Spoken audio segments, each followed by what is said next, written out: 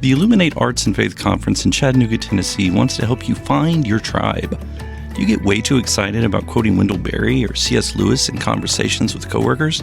Does your Spotify playlist include hymns, a little jazz, and a whole lot of Andrew Peterson?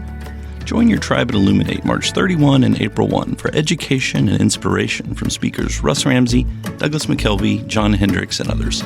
Find a complete list of session topics and ticket information at southern.edu/illuminate. In 2024, I set out to meet as many poets as I could and spend an hour with each one. I got more than I bargained for, more insight, more clarity, more hope. It's proved to be one of the richest highlights of my life. 17 writers, 17 deeply human conversations that made me sit up and pay attention. Franz Kafka once said, if the book we're reading doesn't wake us up with a blow to the head, what are we reading for? A book must be the axe for the frozen sea within us.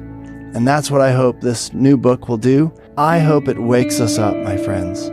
I hope these conversations will be the catalyst for something to be reawakened, re-enchanted, and reinvigorated. It's called An Axe for the Frozen Sea, Conversations with Poets About What Matters Most. I'm Ben Palpin, and I hope you'll come and listen in as I spend a little time with poets like Lucy Shaw, Malcolm Guite, Dana Gioia, and Lee Young Lee.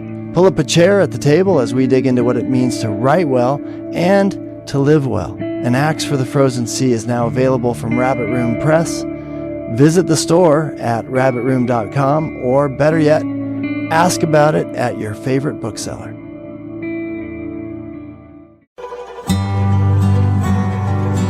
Welcome to the Habit Podcast, conversations with writers about writing. I'm Jonathan Rogers, your host.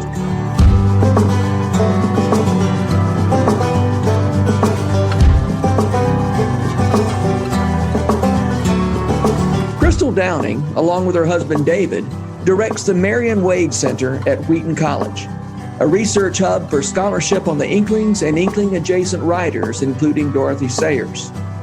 Dorothy Sayers is the subject of Dr. Downing's new book, Subversive, Christ, Culture, and the Shocking Dorothy Sayers. In a starred review, Publishers Weekly said, "This is a powerful intellectual portrait of an important 20th century writer who merits closer study." It was my great pleasure to talk with Crystal Downing. I think you're going to enjoy this conversation too. Crystal Downing, thank you so much for being on the Habit Podcast. I appreciate you making time for me. I'm delighted to be here. Thank you. Yeah, so your new book, which will have released about the time this podcast releases, is Subversive, Christ, Culture, and the Shocking Dorothy L. Sayers. Right. What's shocking about Dorothy L. Sayers? What is shocking is the way she uses language to subversively communicate the truth. As far as Dorothy Sayers was concerned, the truth doesn't change. But the signs we use to communicate that truth need to change if we're going to shock people into the realization of what the murder of God really means. In fact, my first chapter is called The Murder of God, and I kind of start out by saying a lot of Christians think that society has murdered God, but what Sayers tells us is that the essential doctrine of Christianity is that God has been murdered because Jesus was God incarnate. And so she does these little twists with language in order to make people sit up. And it got her into a lot of trouble because of that, because most people just want to hear the same old platitudes, things that make them comfortable. Sayers compared it to a stained glass window view of Jesus versus glass shattering recognition of what Christian orthodoxy is really about. Mm-hmm. Yeah. Okay. So this is not a biography exactly, right? No, there will be a few biographical details. Sayers herself actually disliked, and I talk a little bit about this in my book, she disliked the focus on what she called the personal angle, where a person is listened to just if they are famous rather than because they have something to say. So the whole problem with celebrity Christians, and part of it is she had some skeletons in her own closet that she didn't want people to obsess over. And of course, as soon as those skeletons were discovered, people did obsess over them. And they stopped looking at the work, the integrity of her work. Mm-hmm.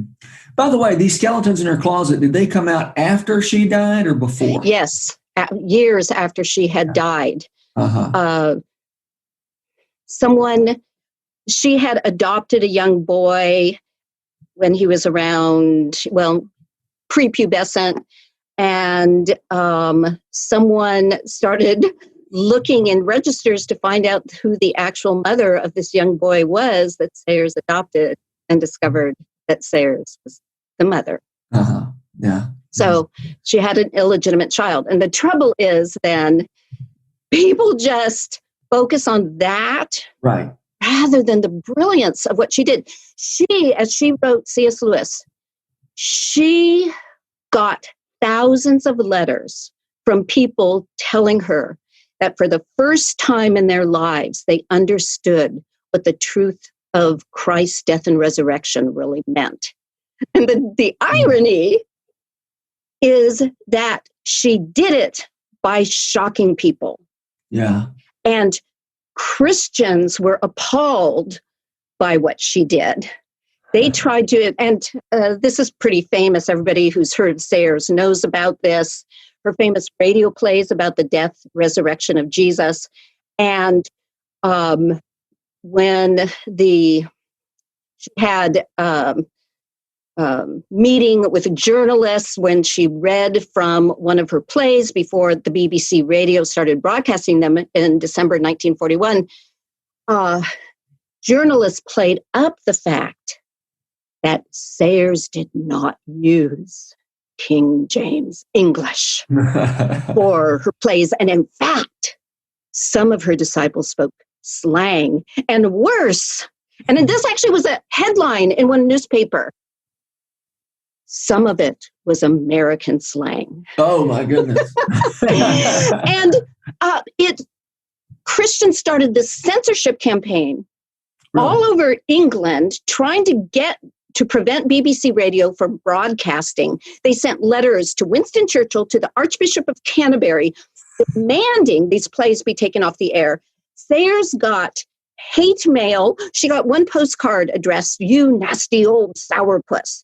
She got nasty phone calls because she was not using the proper language. And so that becomes a microcosm of why she's important. That because of the scandal she generated, and her plays are very orthodox, but she does other things, and we can get to that later. She does other unusual things that kind of pushes us out of our comfort zone, but it is totally Christian orthodoxy, but with new language, new ways of thinking. Anyway, because of the scandal, thousands of people tuned in because they saw all these headlines in the paper about this subversive series of plays on the radio. And what they heard was the gospel message in language they could understand. And that brought thousands to Christ. Yeah, but it is a subversive message, isn't it? Yes, it is. And Jesus was always her mentor. I mean, she just constantly reiterated how Jesus was subversive, loving but subversive. Yeah. And his parables were calculated to offend, right? Yeah. Oh, that's right. That's right. I mean, he did some pretty radical things like whipping the money changers out of the temple. Mm-hmm. And that becomes something that I spend quite a bit of time talking about, how Christians have reduced Christianity to other religions by making it reflect what I borrow this phrase from a famous philosopher, an economy of exchange. And Jesus and Christianity, what distinguishes Christianity from all other religions is that it's not about exchangism. In other words, do this, you get salvation. Go through this ritual, you get God's favor. And that is how most religions operate. I mean, it's literalized with the idea of karma in Eastern religions. You live a certain way, you get in exchange coming back reincarnated in better life. Christianity is subversive of that economy of exchange of all these other religions by saying salvation is a gift. And all you have to do is accept it. Yeah. Once you put it that way, you go, yeah, of course. But when you start using new language, like when you start putting it in the language of an economy of exchange, it forces you to think about it in a new way.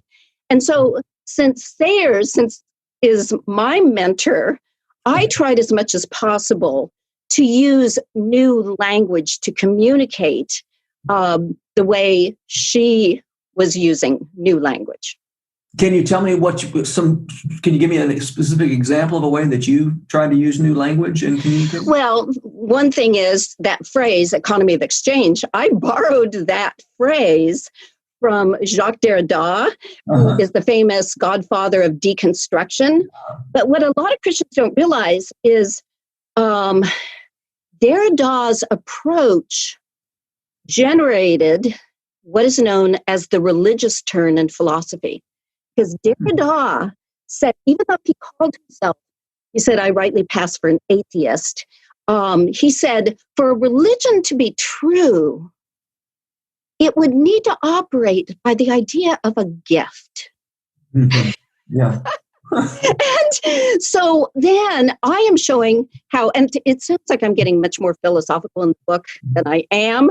I actually wrote it intentionally for a popular audience. And I just borrow the phrase economy of exchange, but then show how Sayers is constantly reflecting that. It's like she anticipated this great philosopher half a century in advance. Yeah. For instance, she'll talk about, unless you have faith as a mustard seed, and she'll say, well, this seedy condition of faith, and she says that all too many people interpret it in terms of economics. Well, if I have enough faith, I'll get something in exchange. Mm-hmm. And that's how all religions operate. Uh-huh.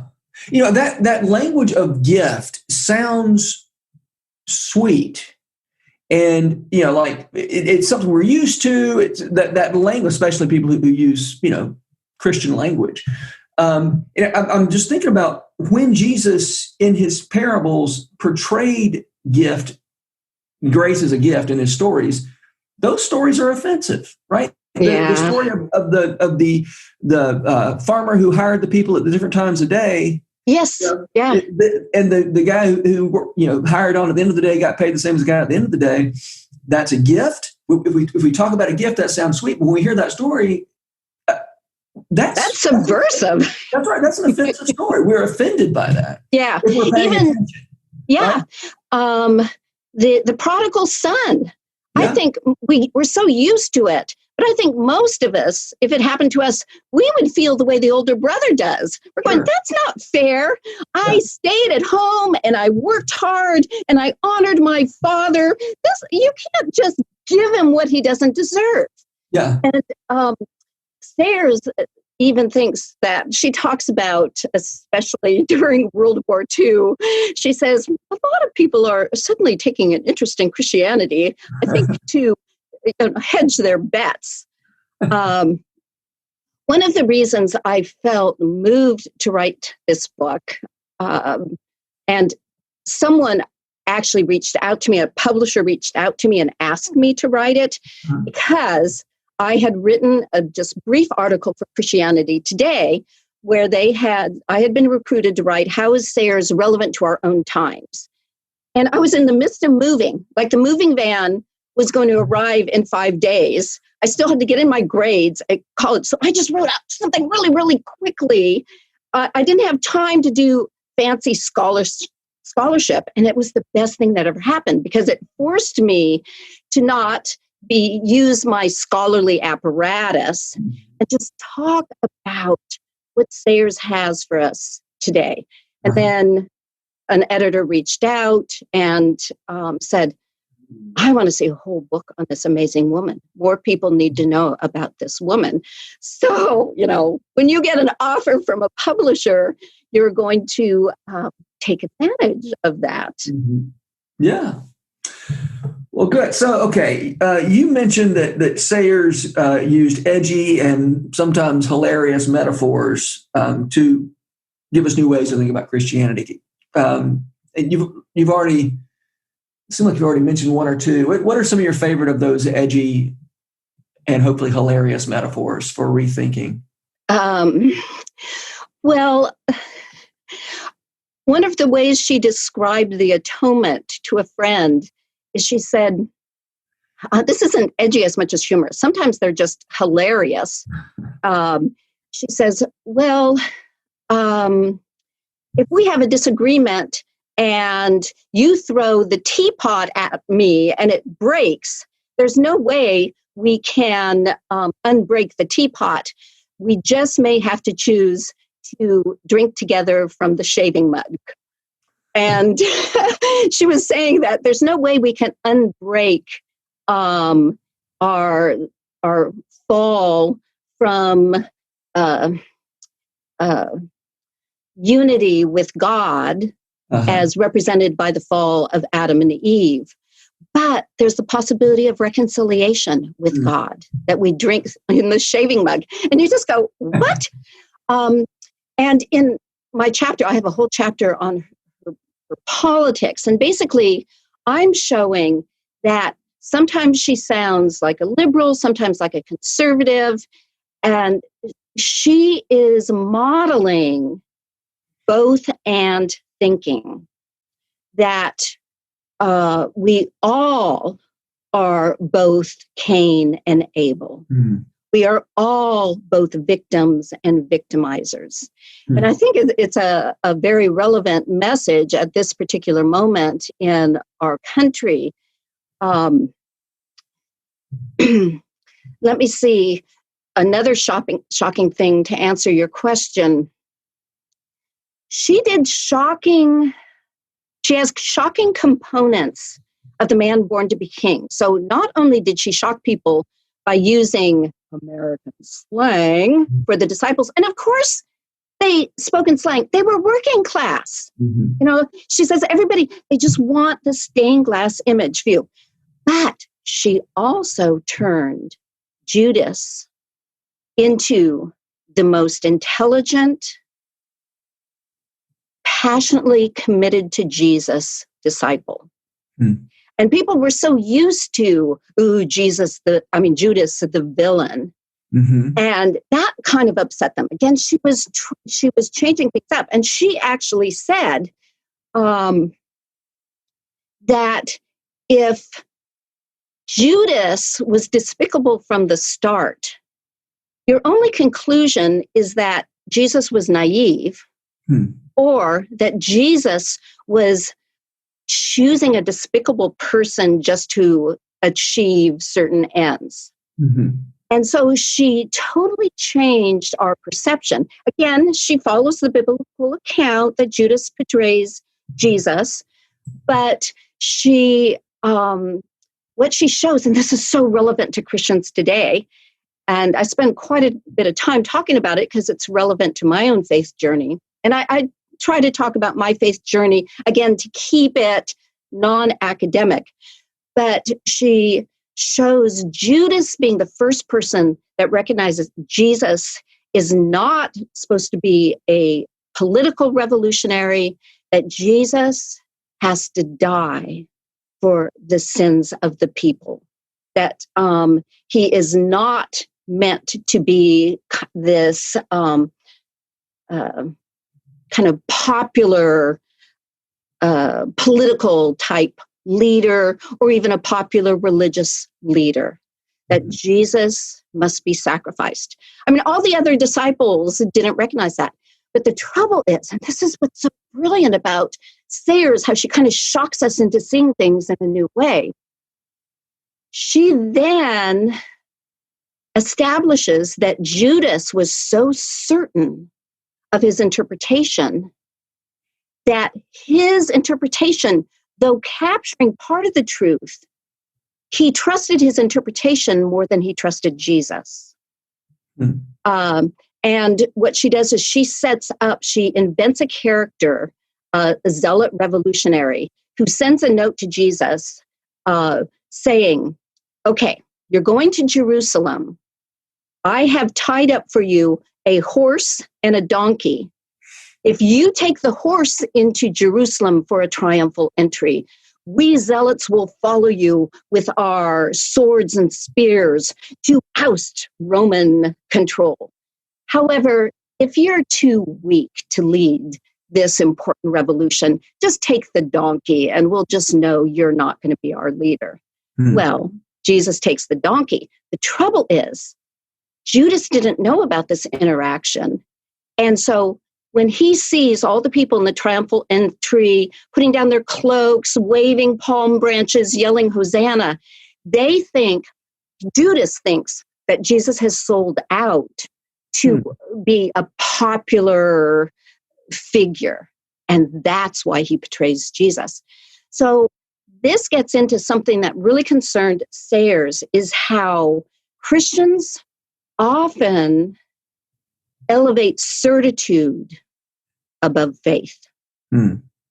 And I just talk about my own life. When I was growing up, I thought that's what faith was certitude, not realizing faith is the opposite of certitude.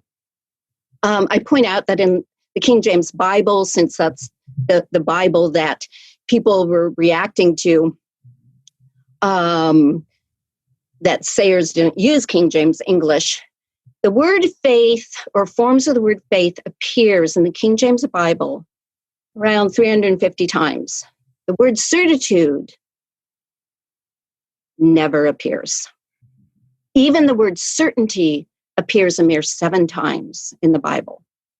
And this was a revelation for me when I started reading Sayers. And I think a lot of Christians are that way. They think, oh, my faith isn't strong enough because I don't have certitude. But certitude is different from faith. Faith is trust. Faith means we don't have all the answers. And once again, I think Sayers was responding to her own background, where unless you had certitude, there was something wrong. I have compassion, especially for the phenomenon of the nuns. All those, what the nuns are. This is the word. I mean, most people think of nuns, wearing their habits. No, yeah, right. Nuns is a word that has been employed to describe younger generations who, when they have to fill out forms and fill out, what religion are you? They mark nun. Gotcha. They are the nuns. And a lot of them were churched in their youth. Mm-hmm.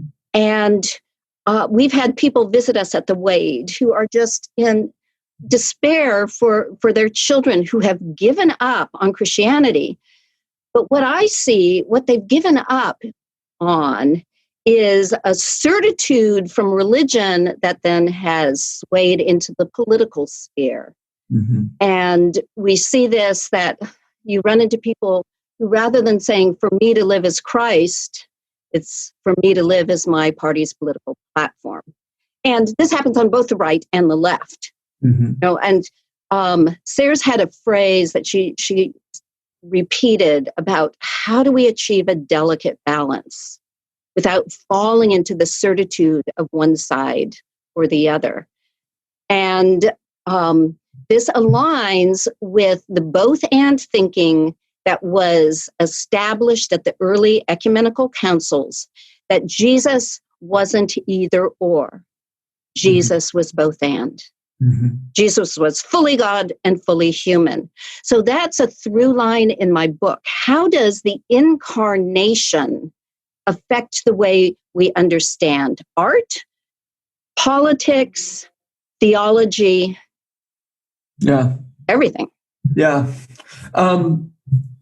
So, as I'm thinking about this idea of certitude and faith, one way to, of course, this is a podcast about writing and the writing process, right? Okay. Oh, I have a whole chapter about that in my book. Oh, good. Let's talk about it in a minute. Maybe this will be an entree into that. One way to establish a readership is to offer certitude, right? I mean, it's a lot easier to preach to the choir, of course, and to generate a following as a writer, as an artist, as a speaker, as a whatever. Yes, it's harder to offer up a both and. Yeah.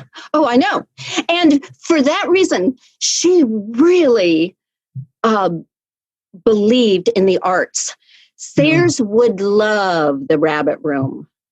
She would be in her glory at a Hutchmoot because she really believed how you change people and change the way they think is through the arts. Just like she created these radio plays, even though they are totally endorse the gospel message, she used her creative imagination to present a new way to think about ancient doctrine. Yeah. Oh, here's another shocking thing she did. Okay. And then we'll get back to the creativity. Gotcha. She does this amazing thing with the incident of the two thieves on the cross.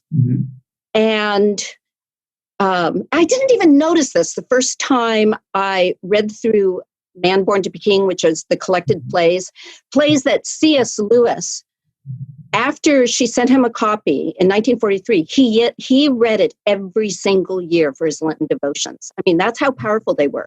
But the trouble is, we tend to read even with the eyes of certitude. Oh, yeah, I know the gospel message. And I didn't even notice the subtlety of her subversive suggestions. So back to the thieves on the cross, which I didn't notice until recently, that it shows Dismas, which is the traditional medieval name of the penitent thief. It shows him just humoring Jesus. And he says something to the other thief saying, well, this guy is loony, actually describing Jesus as loony, but having compassion for him. I have the interaction. It's so much better the way she puts it. Right. So it says in her stage directions that he felt sorry for the loony Jesus, who actually thinks he's God Almighty. And then Dismas says, in a deeply respectful tone, humoring this harmless lunacy of this Jesus hanging on the cross. Sir, you remember me, won't you, when you come into your kingdom? He's saying it just to humor Jesus, kind of feeling sorry. Oh, this guy thinks he's God. Yeah. And then Jesus responds, I tell you, today you shall be with me in paradise. And that very moment, Dismas suddenly recognizes, and he says, and she has in her stage direction, after an astonished pause and in a changed tone, Dismas says, you're not mad. And he confesses his unworthiness. Now, notice what Sayers has done by that. The traditional interpretation is that Dismas's, the penitent's belief earned him salvation in exchange. No. It's not our belief that saves us. It's Jesus that saves us. Mm-hmm. That is a pretty subversive way to think of things, even though once you think of it that way, you go, well, of course it's Jesus that saves us. Yeah. But it's just so much easier. And I notice myself falling into this exchanges idea because that's just the way religion is comforting. If I do this, I'll get this. Mm-hmm. But if I do this, I'll probably be punished for it. And I think there's a lot of people who love the idea of hell because they go, I've been doing my, job and being pietistic all these years, and I'm going to get my due reward. Rather than thinking of it, I want to be with God in glory. Mm-hmm. Yeah. So you said this podcast is about writing. My chapter on writing is called The Subversive Mind of the Maker. Okay. And Sayers wrote a whole book about creativity. And what is, again, shocking and subversive, nobody had ever done this before. She said that creativity confirms the fundamental doctrine of Christianity that God is a Trinity. And you said nobody had said that before, Sayers? No. This was a brand new way to think of it. I mean, Augustine had suggested we understand the Trinity because we have these different aspects of ourselves. Mm-hmm. But no one had quite aligned it with the idea. And she took it back to the Imago Dei. Remember Genesis 1:27, that God, that humans were created in the image of God, the Imago Dei. And she says, well, look at the context. What is God in Genesis 1? God is creator. Mm-hmm. God isn't a lawgiver. God isn't a judge. God isn't even a redeemer. Mm-hmm. God is a creator. So she said, when we are creative, that is when we are most fulfilling the Imago Dei. Now, she acknowledges creativity can come in many forms. It's not like, well, only if you're a great musician, only if you can write a book, you can be creative about cooking. She actually gives the image, she said, and okay, talk about subversive. This is shocking. She says, the only Christian work is good work well done. Mm-hmm. Whether it's church embroidery or sewage farming. She actually uses sewage farming. And she would say that a creative sewage farmer who thinks of how do you reduce the smell, well, I'm extrapolating from this, how do you reduce the smell, how do you use it for fertilizer, can be more creative than a lot of people who write books that say absolutely nothing new, mm-hmm. that are just kind of an extension of a narcissistic, I want to get published. So anyway, back to the Imago Dei. Just as God is 3 in 1, so creativity is 3 in 1. Mm-hmm. And she says, anyone who pays attention to their creative process will see the 3 components of their creativity. You first have an idea, you have energy and power. Those are the 3 terms she uses. And in her book, she actually says that artists have the power to explode a bomb in the State Department. She thinks you can make more change in politics through the arts than through just this constant polarized rhetoric, which people talk about certitude. People just fall down on one side or the other, rather than think, how can we get people even to consider the political arena in shocking new ways? Mm-hmm. And how can we apply the incarnation to the political arena? So how do we apply the incarnation to the political arena, Crystal? She, in Mind of the Maker, she talked about how creativity can become similar to heresies that developed in the church.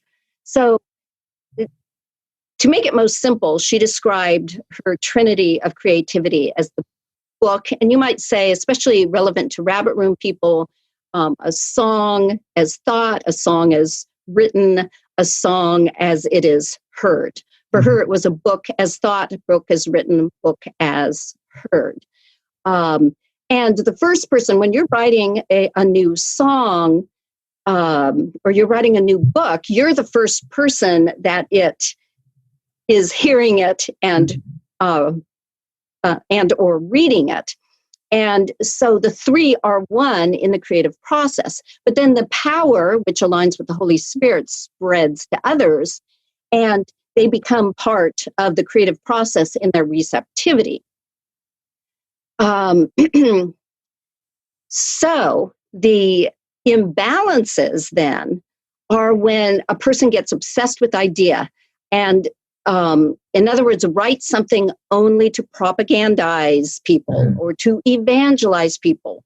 And we see this in some films that come out that they're just not really well made because there's their idea. They just want to get the message across. Yeah. So you need the second component, which is the energy. The energy of it, the incarnation of your idea, whether it's in sounds or words or paint on a canvas, and the quality of that, the integrity of the work is important. But some people get so into just that component. It's like she would call the first idea only. It's like the Manichaean heresy where there's good and evil and the body is evil. It's very Gnostic, where she talks about Gnosticism with a capital K, knowledge with a capital K in Gnosticism. And you're wondering how this is going to get back. This is a complicated, she's just so brilliant. There's so much to say. So in the political arena, then people get so into their ideology, they stop thinking about incarnated bodies. And incarnation just means enfleshment, right? That the incarnation, capital I, is about God's incarnation into human form. But people aren't comfortable with the idea of embodiment. And I give stories about one time I was teaching at a Christian college, and I said I was teaching the poetry of Gerard Manley Hopkins, and he was talking about struggling with his lust. And I said, well, Jesus was tempted by lust, but he didn't sin. I had a parent call my department chair and demanded that I be fired because I suggested that Jesus was tempted by lust. And of course, their kerfuffle over the last temptation of Christ, that it's about a temptation, but people don't want to think that Jesus was tempted, even though Hebrews tell us Jesus was tempted. Yeah. And so this Gnostic holding on to we have the right knowledge, certitude about the knowledge we have is the right knowledge. And if you have a different interpretation, it may be okay for you to hurt your body or kill your body if you have the wrong idea. Yeah. That's the way it gets played out. Yeah. Yeah. And so if we're aware that God, and Sayers explicitly said this, God endorsed the flesh. And this is unique in religions. God endorsed flesh by taking on flesh. Yeah. And of course, other religions, it's just about escaping the flesh, escape the flesh. You got to deny the flesh. Got to just have the knowledge that will save you. So in the political arena, we have to think about people's enfleshment. And when you say, oh, you vote that way only because you are a single mother, or you vote that way only because you're a millionaire. Well, of course, their embodiment is going to make a difference in the way they see reality. And it's like we're Christians who would say that are saying that flesh isn't important. It's all about having the right idea. Sayers talks about heresies a lot. Docetism is a form of Gnosticism, where in the early church, they said that Jesus only seemed to have a body. And an early church leader named Marcion rejected both the Old Testament, and he also rejected the idea that Christ could be flesh, because he says flesh has excrement in it. And how could God possibly do that? That's similar to the Muslim attitude. They say they believe that Jesus was a prophet, but he couldn't be God because God would not deign to take on flesh. This is shocking, and people forget how shocking it is that God became flesh. Yeah. So there's a trying to shock us back into that realization, and then say, if we really believe that God was murdered on the cross, that God took on flesh, that should change the way we treat other humans. It should change politics, our theology, but especially our sense that if we have committed our lives to a both and Christ, we need to be Christ-like is to be both and, to consider both sides of the issue, to be open to ideas that at first disturb us, to question our own certitude. Because if we don't question our certitude, we're like Judas. Wow, great. That's a great place to well, I shouldn't say stop, because I have one more question. Okay. And that is, who are the writers who make you want to write? Wow. Well, Dorothy Sayers, and I tried to channel Dorothy Sayers. George Eliot. I taught Victorian literature, so I'm a real fan of the great novelists. I love Charles Dickens, George Eliot, Jane Austen. I quote Ross Douthat, who is a New York Times Roman Catholic writer for the New York Times, and I show once again how Sayers anticipates what he's saying 80 years in advance, and he's talking about the problems of our culture. I loved Nicholas Carr's the book The Shallows, what the internet is doing to our brains. Wow. So that's a good collection. Yeah, great. I love it. Okay. Crystal Downing, thank you so much for being here. You've given me a lot to think about. And this idea, I mean, we've just begun, I think, to think about incarnation as important in the many ways that impacts the way we make stuff. And so I look forward to I mean, I guess by the time this is released, your book will be out. So good. I'm glad to be out in the world and not in flesh, but in paper. So thanks, Crystal, and I hope we can get together and talk again soon. The Rabbit Room has partnered with Lipscomb University to make this podcast possible. Lipscomb has graciously given us access to their recording studio in the Center for Entertainment and Arts building. We're so grateful for their sponsorship, their encouragement, and the good work they do in Nashville. Special shout out as well to Jess Ray for letting us use her song Too Good as part of this podcast. Visit jessraymusic.com to hear more of her beautiful songs. The Habit membership is a library of resources for writers by me, Jonathan Rogers. More importantly, The Habit is a hub of community where like-minded writers gather to discuss their work and give each other a little more courage. Find out more at thehabit.co. This podcast was produced by The Rabbit Room, where art nourishes community and community nourishes art. All our podcasts are made possible by the generous support of our members. To learn more about us, visit rabbitroom.com, and to become a member, rabbitroom.com/donate.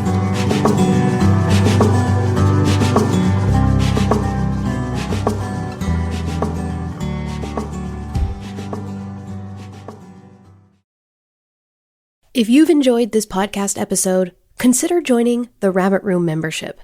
Your membership helps sustain this community, funding everything from publishing and podcasts and theater productions to events and programs that support artists who create with a Christ-centered vision. We'd love to have you on board. Learn more at rabbitroom.com/member.